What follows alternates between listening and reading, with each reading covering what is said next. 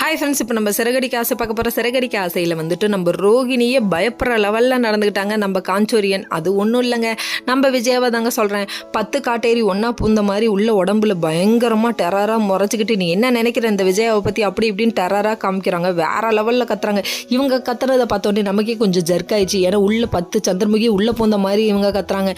உடனே நம்ம ரோகிணி க்ளோஸ்அப்பில் மூஞ்ச பார்த்துட்டு ஐயோ எப்பா அப்படின்னு சொல்லிட்டு கத்திட்டு இன்னொரு பக்கம் இவங்க கத்த ஆரம்பிச்சிட்டாங்க. நான் தான் என்ன கடைன்னு சொல்கிறீங்க, அதான் எங்கள் அப்பாட்ட இருந்து வாங்கி கொடுத்துட்டேன் எல்லா காசு அப்படின்றாங்க.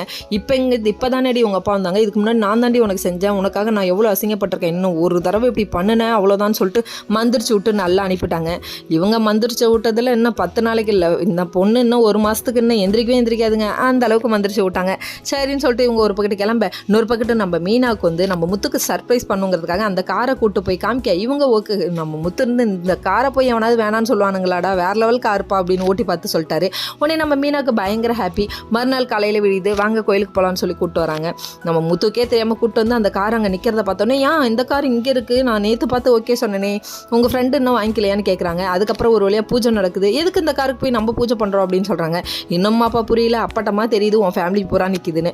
அதுக்கப்புறம் மீனா கையில் சாவி கொடுக்க என்னத்துக்கு மீனா கையில் சாவி கொடுக்குறீங்கன்னு கொஸ்டின் கேட்குறாங்க. அடப்பாவிகளா இன்னும்மா தெரியல உனக்கு அப்படிங்கிற மாதிரி தான் இருந்து. சரி நம்மளே வாயால் சொல்லிடுவோம் அப்படின்னு சொல்லிட்டு அவங்களும் சொல்லிட்டாங்க. மீனாவோட அம்மா சொல்லிட்டாங்க, அது மாதிரி மீனா உங்களுக்காக வாங்கிட்டாங்க அப்படின்னு சொன்னே பயங்கர ஷாக்கு மட்டும் இல்லை, அப்படியே பேர் இன்பத்தில் அவரோட ரியாக்ஷனை பார்க்கணுமே, ஏன் இப்படி பரிதாபமாக பார்க்குறீங்க, கொஞ்சம் நல்லா பாருங்களேன் அப்படிங்கிற மாதிரி இருந்தது. ஓகே ஃப்ரெண்ட்ஸ், நெக்ஸ்ட் வீடியோவில் பார்ப்போம். பாய்.